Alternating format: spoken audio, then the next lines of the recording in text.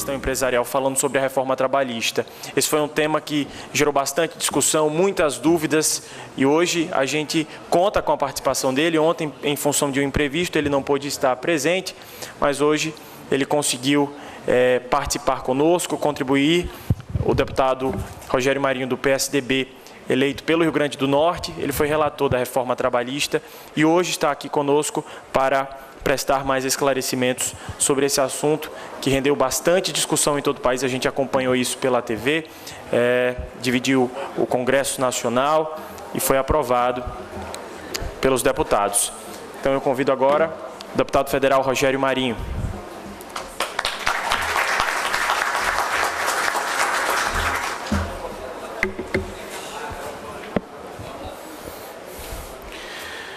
Bem, bom dia a todos e a todas.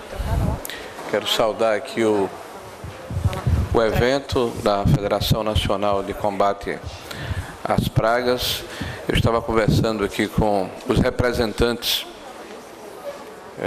diretores da entidade. Eles me informavam que são mais de 6.000 empresas, principalmente micro e pequenas empresas, em todo o território nacional. Um segmento extremamente importante. Segmento, eu diria, que mostra a pujança da nossa economia.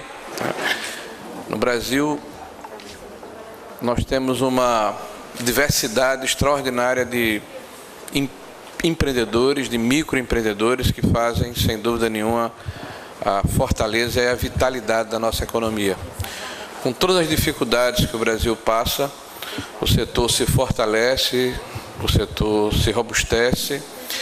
E a reforma trabalhista, ou a modernização da legislação trabalhista, eu acredito que seja uma alavanca, seja uma ferramenta de fortalecimento, de consolidação, de racionalização e de facilitação da empregabilidade no setor, também no setor de combate às pragas. Eu, antes de entrar propriamente no tema, eu quero agradecer muito aqui o convite e dizer aos senhores e às senhoras que nós estamos vivendo um momento no Brasil onde há muita desinformação.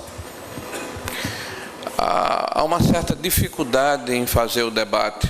Eu vou, inclusive, dizer que logo após a nossa palestra, eu estou disponível aqui, por exemplo, uns 15 minutos, para quem quiser fazer qualquer pergunta, tirar qualquer dúvida, e fazer, inclusive, aqui um repto. Foi-me dito que aqui tem funcionários e microempresários. Então é importante que as pessoas que têm dúvidas a respeito do problema, que ouviram dizer pelo sindicato, ou por alguém, ou pela mídia, que esse ou aquele direito é retirado, que essa ou aquela situação ficou diferente, por favor, aproveitem, eu estou aqui à disposição, né, e disposto a fazer o debate como sempre estive, né, porque eu acho que é assim que a gente consegue chegar a um bom entendimento. E nesse momento o Brasil passa por um momento de muita dificuldade, porque parece que o debate não tem sido assim a tônica, né? Cada um fica na sua posição e não tem interesse de entender, de compreender, de conversar com a outra parte. Parece que são grupos rivais que querem um matar o outro, a se acabar entre si. E o Brasil não precisa disso, né? Está precisando que a gente se una para sair de um problema que é muito sério. Nós estamos vivendo a pior crise econômica que o Brasil já viveu desde a República, o advento da República em 1889. Gravem esse dado que eu vou dar aos senhores e às senhoras. Em 1901, há 116 anos atrás, o Brasil começou, através de instrumentos do Ministério da Fazenda, a aferir o valor do produto interno bruto e a sua renda per capita. Em 2014, 2015, 2016, é a pior série histórica do Brasil em 116 anos. Nós perdemos quase 10% do nosso produto interno bruto. Nós tivemos uma redução brutal na nossa renda per capita. Nós tivemos uma destruição dos fundamentos macroeconômicos da economia. E isso refletiu de forma muito séria e muito grave na economia brasileira como um todo. Basta ver os dados do desemprego, do fechamento de empresas, da inadimplência, da diminuição da renda, dados que todos os senhores e senhoras devem estar sentindo no dia a dia. Quem não tem aqui um parente que está desempregado, quem não tem aqui uma história para contar de uma empresa que fechou, de uma situação que ficou muito mais complicada porque faltou liquidez na economia. Então essa é uma janela de oportunidades para mexermos em situações que estão estratificadas ao longo de muitos anos. E foi a oportunidade que tivemos de trabalhar a modernização da legislação trabalhista. Deixa eu ver se eu aponto para onde? Para lá. Bom, nos debates que fizemos, a grande crítica que foi feita à modernização é que se procurava flexibilizar o mercado de trabalho. O que é flexibilizar? Torná-lo mais prático, passível de modificação, menos estático. E o mercado de trabalho brasileiro é extremamente regulado.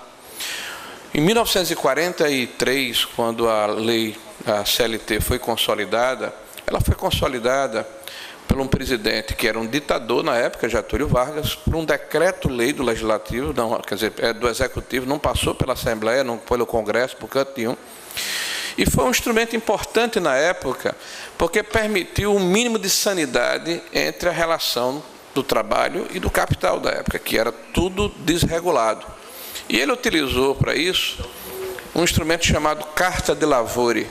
Carta de Lavori é o documento seminal do Partido Fascista Italiano, presidido por Benito Mussolini. Por isso, quando a gente fala que a CLT tem um viés fascista, é porque o primeiro documento da CLT é a Carta de Lavori, feita por Benito Mussolini, ditador italiano na época, e o grande propagador das ideias fascistas que a esquerda tanto combate hoje em dia.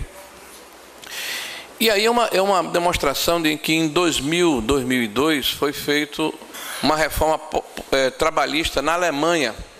E a Alemanha, ao lado da França, são os dois países economicamente mais fortes da Europa, como vocês sabem. Com a flexibilização do mercado de trabalho alemão, o que é que ocorreu? Houve uma explosão nos empregos e na melhoria econômica daquele país, em detrimento da França. Vocês devem ter ouvido falar agora da vitória do Macron, né, que ganhou as eleições na França contra todos os partidos tradicionais. Então, a Alemanha distanciou-se dos demais países da Europa porque fez o que nós estamos fazendo hoje. Flexibilizou o mercado de trabalho. Permitiu que novas formas de contratação pudessem ser implementadas e não apenas aquelas tradicionais, que é o contrato por tempo indeterminado. Hoje, vocês sabem, se contrata alguém, se assina uma carteira de trabalho e ele é contratado por tempo indeterminado, até que ele peça para sair ou seja demitido. Essa é a forma que a CLT estabelece, praticamente como a única forma, com exceção do trabalho temporário e dos estágios. Então, cresceu exponencialmente o emprego na Alemanha, em contrapartida, caiu exponencialmente o emprego na França. Por isso que Macron está dizendo que vai fazer lá a mesma reforma trabalhista que o Brasil está fazendo aqui, ou fez aqui no Brasil. Nas discussões que nós tivemos, o Ministério Público do Trabalho, em vários momentos, disse que as reformas que o Brasil estava fazendo foram feitas em outros países, é verdade, e que esses países precarizaram a relação do trabalho, tiveram perdas lá. Então, a gente mostra isso aqui, a gente teve essa discussão com o Ministério Público do Trabalho para dizer que eles estão errados, ao contrário. Em 2008, quando houve a queda do Lehman Brothers, que é um banco americano, e que quebrou porque ele fazia hipotecas imobiliárias, e houve uma crise econômica mundial em função desse problema nos Estados Unidos, afetou muito fortemente a Europa, o Brasil. Se lembra que Lula falou, era uma marolinha, lembra da marolinha? Foi a quebra do Lehman Brothers. Tá? Então, a Espanha sofreu demais com isso. E a partir de 2009 começou um processo de reformas estruturantes, entre elas a reforma trabalhista, que flexibilizou e permitiu numa forma de contratação. Eu estou dizendo a vocês para mostrar que o que a gente fez no Brasil não é invenção nossa, aconteceu em vários países do mundo. A Espanha, pelo terceiro ano seguido, está crescendo acima de 3 pontos percentuais, o que é uma coisa extraordinária para a Europa, e está gerando em torno de 500 mil novos empregos por ano. Então, em função das reformas que foram feitas em 2009.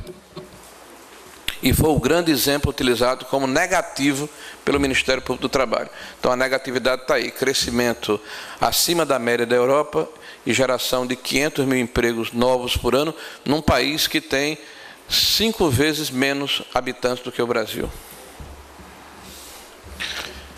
Ah, meu Deus, deixa eu ver se eu consigo ler. Negociação prestigiada em relação ao legislado.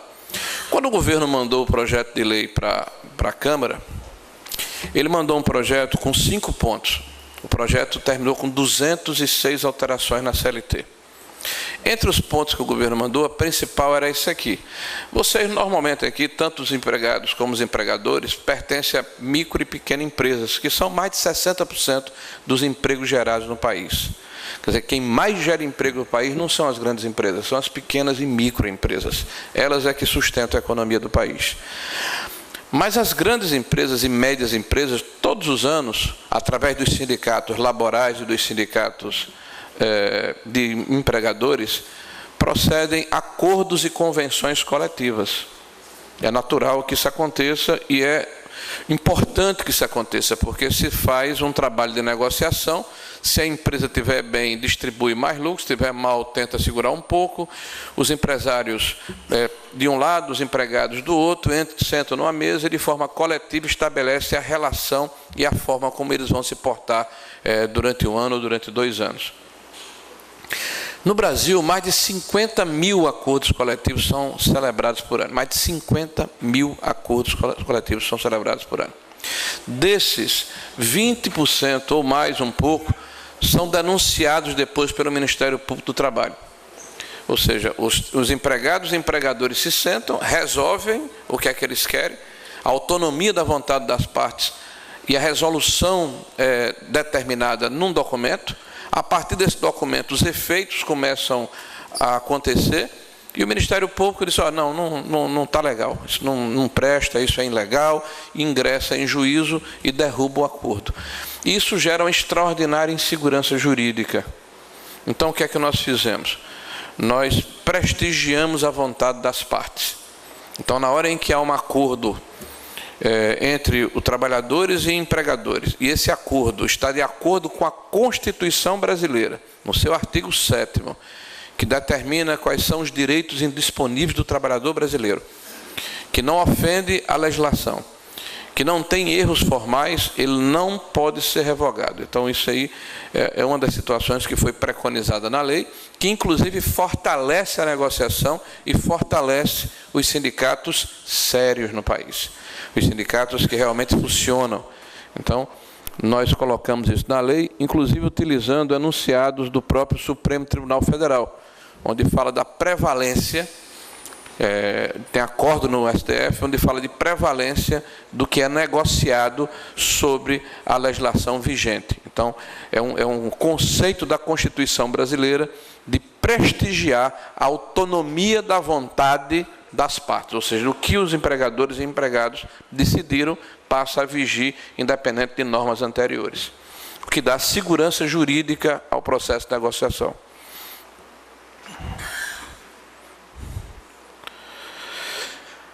Eu coloquei aqui poucas lâminas, mas isso aqui é um exemplo da questão do direito do trabalhador brasileiro. Vamos começar aqui com a primeira provocação que eu disse aqui ao nosso presidente que iria fazer. Vocês devem ter ouvido aí nas redes sociais, nos discursos daqueles políticos que são contrários à reforma, até em filmetes que a gente vê muito na internet, de que a lei aprovada retira direitos. Eles falam 2 coisas. A lei retira direitos do trabalhador e precariza o trabalho, não é isso? São as 2 acusações que são feitas contra a lei trabalhista. Então vamos falar da primeira, de retirar direitos. Essa é uma lei ordinária. Dentro da hierarquia das leis, você tem uma lei ordinária, que é uma lei comum, uma lei complementar, que precisa de uma maioria qualificada, e a Constituição, que é a mãe de todas as leis. A Constituição só pode ser alterada por 2/3 da vontade dos deputados federais e senadores em 2 votações em cada uma das casas. É uma forma de você proteger o tratado que permite que nós vivamos em sociedade. A Constituição brasileira é a mãe de todas as leis. Em 1988, quando a Constituição foi promulgada, no artigo 7º da Constituição, vocês podem anotar para depois pesquisar, tem 34 incisos lá estão os direitos indisponíveis, ou seja, não podem ser negociados, do trabalhador brasileiro. Lá está fundo de garantia, 13º, férias, lá está a licença maternidade, lá está o direito à medicina do trabalho. São 34 incisos que estão lá no artigo 7º da Constituição. Nenhum desses direitos foi alterado. Então, quando você escutar alguém que está dizendo está retirando direitos, é mentira. Eu desafio, e tenho feito isso nos debates que tive com o ministro do Supremo Tribunal do Trabalho, do Geral do Trabalho, com deputados e senadores que são contrários à lei, que me aponte um direito do trabalhador brasileiro que foi retirado com a lei. Aí vamos agora para o que eles dizem que é direito retirado. Está aqui um. A Constituição está lá segurando os direitos, e a CLT tem 922 artigos. Raramente você vai encontrar alguém que está à frente de um RH de uma empresa que conheça na integralidade a CLT. São 922 artigos. Além desses 922 artigos da CLT, você tem mais de 1000 OJs e súmulas do Tribunal Superior do Trabalho. OJs são orientações jurisprudenciais, e súmulas são edificadas, são promulgadas pelo Tribunal Superior do Trabalho, que é mais uma legislação, ou seja, eles ocupam um vácuo do legislativo. Quer dizer, além da lei da CLT, eles criam uma lei paralela à parte, com mais de 1000 artigos. Então, a CLT tem 2000 artigos. E houve muita criatividade jurídica sobre a égide de que o trabalhador brasileiro ele é incapaz, ele é hipossuficiente, ele é uma pessoa que não tem capacidade e condição de assinar um contrato de trabalho, porque ele, por princípio, ele é um incapaz. Essa é a visão da Justiça do Trabalho, que vem de 1943.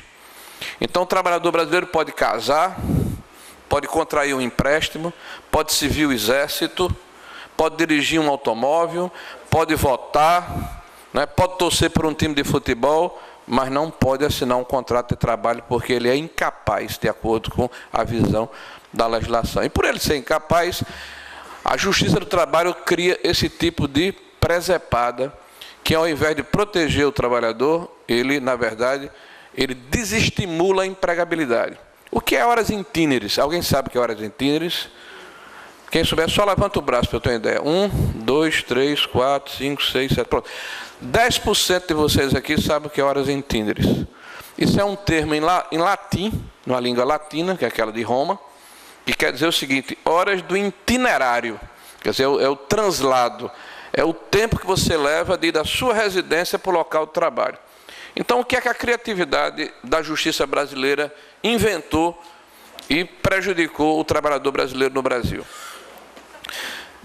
A Constituição determina que a lei maior, que está acima dessa, que o transporte é um dever do Estado, o transporte público. O Estado brasileiro, o município, o Estado, o governo federal tem que disponibilizar em áreas públicas transporte. E lugar que não tem transporte? Imagine, por exemplo, São Paulo, uma grande cidade.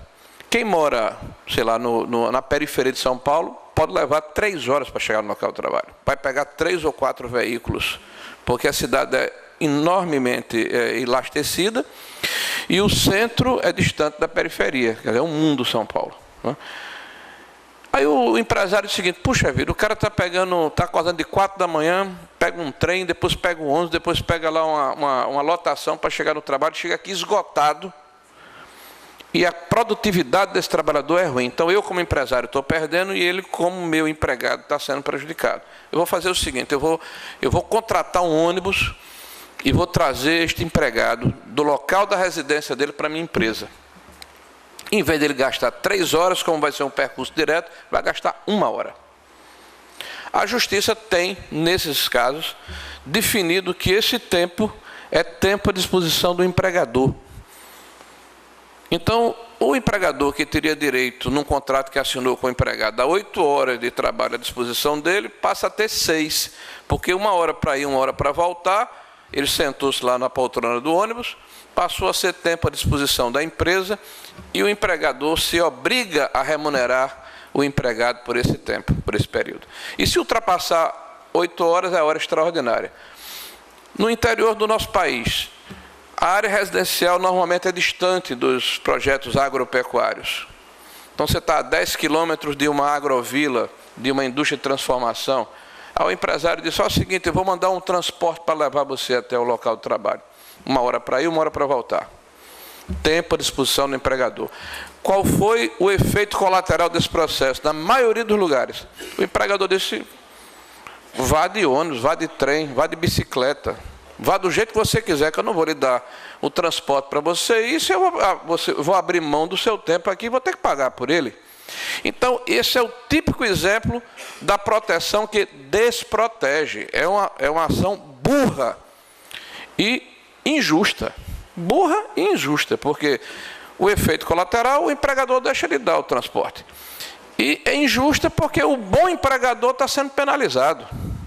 Eu vou dar um outro exemplo, e a gente retirou isso da lei, e estão dizendo, você está retirando direitos. Não, eu estou restabelecendo a racionalidade. Outro exemplo, além de horas itineres. Hoje, pela lei, se você passar mais de 10 minutos após o término do seu horário de trabalho no estabelecimento, é caracterizado como hora extraordinária. Então, imagina o seguinte, chuva torrencial na cidade. Aí, os funcionários querendo sair do estabelecimento. Faltam 10 minutos. O que é que o empregador faz? Bota para fora e cerra a porta. Porque se ele ficar, tem que pagar a hora extraordinária.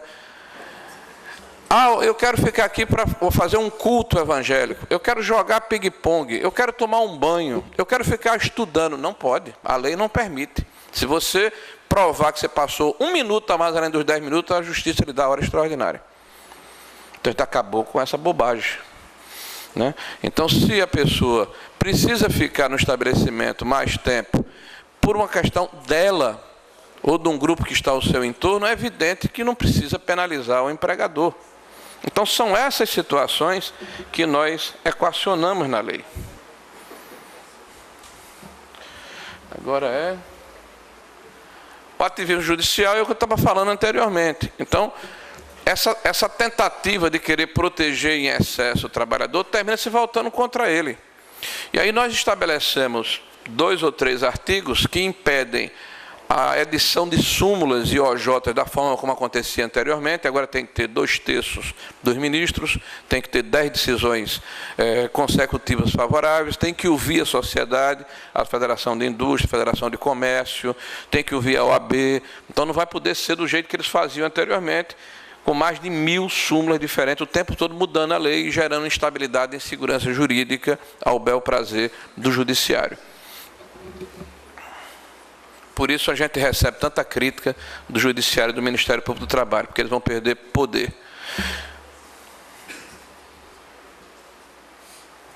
Desculpa, é porque eu estou aqui meio...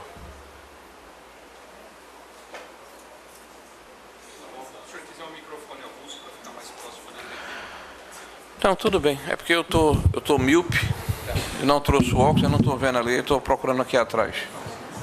Ficar com óculos? Aqui tá bom, então aqui. Pronto, melhorou muito. Possibilidade de fracionamento de férias. Olha, gente, foi dito.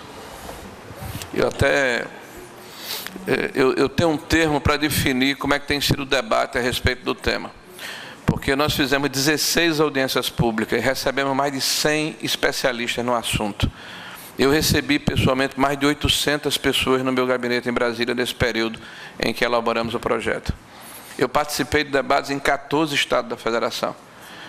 Seguramente eu falei para mais de 4.000 pessoas que tinham interesse diretamente no tema.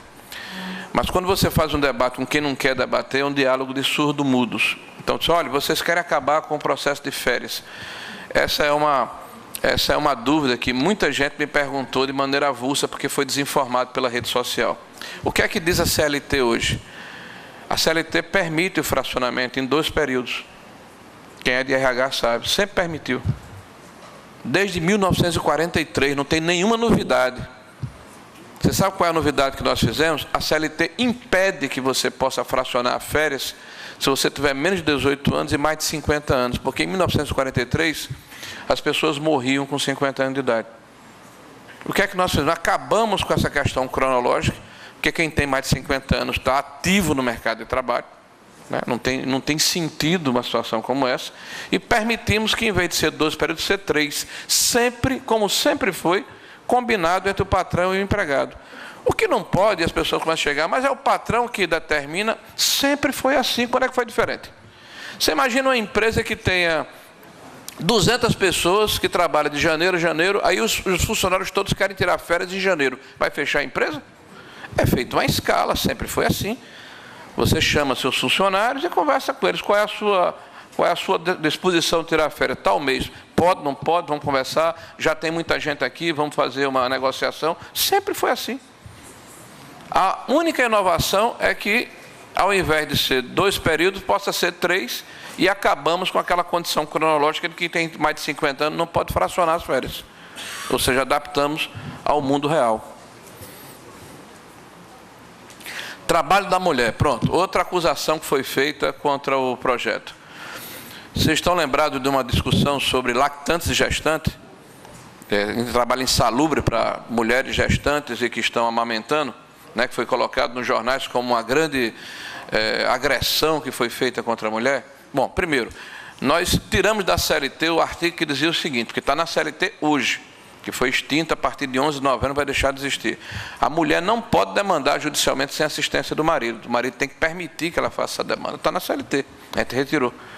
A mulher não pode pedir condições melhores de trabalho se o patrão for o marido, for o irmão ou for o pai.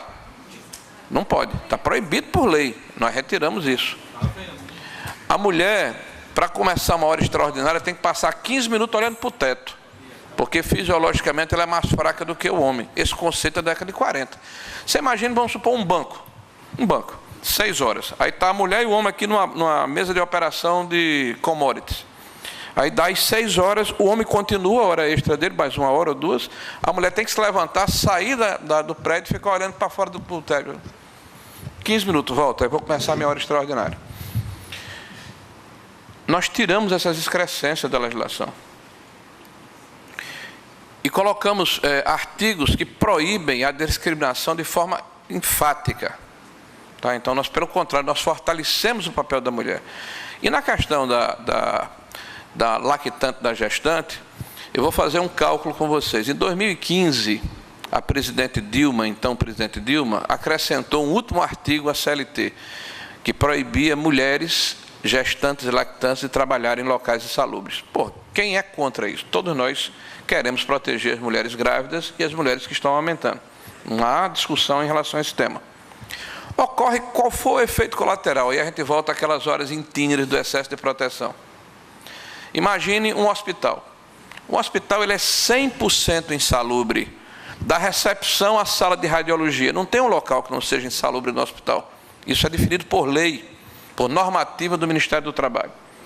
Aí, nesse caso, imagine uma mulher de 25 anos, uma médica ou uma enfermeira. Encontra um médico bonito no hospital, namora com ele e engravida. Ou casa, ou coisa parecida. Mas fica grávida. Aí, 2 meses ela está grávida, com 2 meses. Ela vai, encontrou, fez o teste, estou grávida. E agora? A lei manda afastar ela por 7 meses, até ela ter o filho. Mais 4 meses de licença maternidade. E mais 1 ano de amamentação. Ela vai passar 2 anos fora do local de trabalho. Quem é o empregador que vai contratar uma mulher com idade de engravidar? E qual é o efeito colateral dito por donos de hospitais de Paraná, de São Paulo, do Rio Grande do Sul, de Minas? Só contratam agora homossexuais e mulheres acima de 50 anos que não têm idade de parir. Então, o efeito colateral da lei é retirar a mulher do mercado de trabalho. O que é que nós fizemos? Nós chamamos as 42 deputadas federais, mulheres, sentei com elas numa sala, e disse, olha, está aqui o problema, agora vamos para uma solução. O que é que vocês propõem? E de forma coletiva, respaldado pelas mulheres da Câmara dos Deputados, nós fizemos a alteração na lei que diz o seguinte: Se a insalubridade for de grau máximo, tem que ser afastado. Não tem sentido você botar uma mulher grávida numa sala de radiologia ou no local onde há doenças infecto-contagiosas. Então, afasta. Mas se for grau médio ou mínimo, mediante um laudo médico, de um médico de confiança da mulher, dentro das diretrizes do Ministério do Trabalho, ela pode atuar. Então você minorou o problema e adaptou uma situação. Aí nós estamos sendo acusados de querermos matar os fetos e expor as mulheres a uma situação de dificuldade no trabalho. Então vejam que é difícil a gente ter a oportunidade de dizer o que eu estou dizendo aqui agora, mas vejam como a meia-verdade começa a imperar como a versão. Não, vocês querem acabar a mulher. Não tem nada disso, a gente quer proteger a mulher no mercado de trabalho. Fim do imposto sindical. Esse tema, quando foi colocado, as pessoas disseram, olha, você está com raiva do PT, do PCdoB, você quer acabar com os sindicatos? De jeito nenhum. Eu sou adversário do PT, eu não tenho raiva do PT. Eu sou adversário do PT desde sempre, então é um problema de convicção. Mas isso não significa que eu queira acabar com o PT. Eu acho que dentro da política você tem que ter um lado, tem que ter o outro. E a população tem que fazer o juízo de valor. Cada um tem a sua consciência e vai dizer o que é melhor para si como cidadão. O que eu não gosto, o que não me fazia bem, era ver que o Brasil é o país da piada pronta em relação ao mundo inteiro. Eu vou fazer algumas comparações para vocês entenderem o que eu estou colocando. A Argentina tem menos de 100 sindicatos laborais. Menos de 100, 94 ou 95. O Brasil tem 11.343. Os Estados Unidos, que tem 300 milhões de habitantes, ou seja, 100 milhões a mais do que o Brasil tem 214 sindicatos laborais. O Brasil tem 11.300 e um quebrado. O berço do sindicalismo no mundo, onde nasceu a ideia de sindicatos, foi a Inglaterra. Na Inglaterra, foi onde Karl Marx escreveu o Capital, que é a Bíblia do comunismo. Foi onde Adam Smith e o Burke e o Roger Scruton escreveram um compêndio de economia liberal e conservadora. É onde tem um partido trabalhista fortíssimo, ideológico. Lá tem 168 sindicatos. No Brasil tem 11.300 e poucos. A Alemanha, que é o berço do sindicalismo mais importante do mundo, ao lado do inglês, tem 9 sindicatos nacionais. O Brasil tem 11.300 e um quebrado. Então, alguma coisa está errada. E a lei de 1943 gerou duas situações de distorção. A primeira, o processo da unicidade sindical, que determina pela Constituição brasileira que, numa base territorial, um único sindicato representa aquela categoria laboral ou patronal. Esse processo gerou tanta distorção que nós viramos o país da piada pronta. Por exemplo, Sindicato dos Trabalhadores em Vestuário da Roupa Branca. Sindicato dos Trabalhadores em Sindicatos. Então, esse tipo de situação gerou essa criatividade excessiva. Vamos inventar sindicato, por quê? Porque quando você inventa um sindicato, você se habilita a participar de um bolo de 3,6 bilhões de reais por ano, que é capturado do dia de trabalho de cada trabalhador brasileiro, de forma coercitiva, com efeito de tributo, sem fiscalização da União, e um percentual do capital corrente líquido das empresas, de todas as empresas brasileiras. E quem é que dá essa carta sindical? O Ministério do Trabalho. E quem é que está no Ministério do Trabalho normalmente? Pessoas ligadas às centrais sindicais, onde é feita uma política de estabelecer o cartório. A grande parte desses sindicatos recebe esse recurso e não representam os seus filiados. Não fazem convenções ou acordos, não participam de intermediação no processo de negociação. Existem muito mais para recepcionar esse recurso do que para qualquer outro fim. Então, o que é que nós propusemos? Que eu não podia mexer na Constituição, como eu coloquei a vocês aqui, em relação aos direitos indisponíveis. Essa é uma lei ordinária. Então, eu não pude mexer na unicidade sindical. Mas nós podemos mexer no financiamento. E na hora em que você torna opcional, então cada servidor aqui, cada trabalhador brasileiro, cada dono de empresa vai dizer o seguinte: o meu sindicato me representa, eu vou autorizar um dia de meu trabalho por ano para ele, ou um percentual da receita da minha empresa, mas eu não vou ser obrigado a fazer isso. Eu farei porque eu quero fazer, porque eu estou representado, porque esse sindicato realmente está prestando um serviço que me contempla e que me protege. Esse foi o princípio da modificação que fizemos na lei. O que é que eu espero com isso?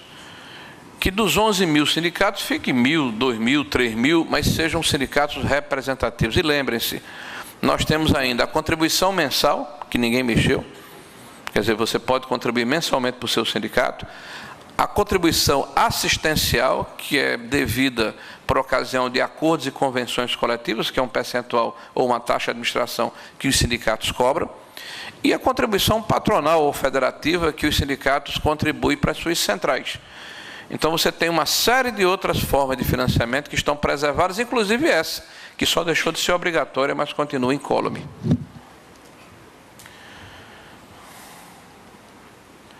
Trabalho intermitente, eu acho que tem muito a ver aqui com o setor.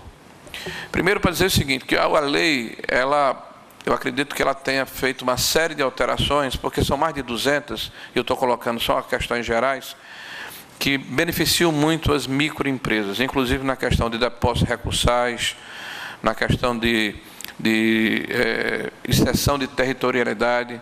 Né? Hoje a Justiça diz, por exemplo, que se você trabalha em São Paulo e você foi para o Acre, você pode ingressar com uma ação no Acre, e o cidadão lá de São Paulo, o proprietário da empresa, vai ter que se deslocar, ele e um advogado, até o Acre,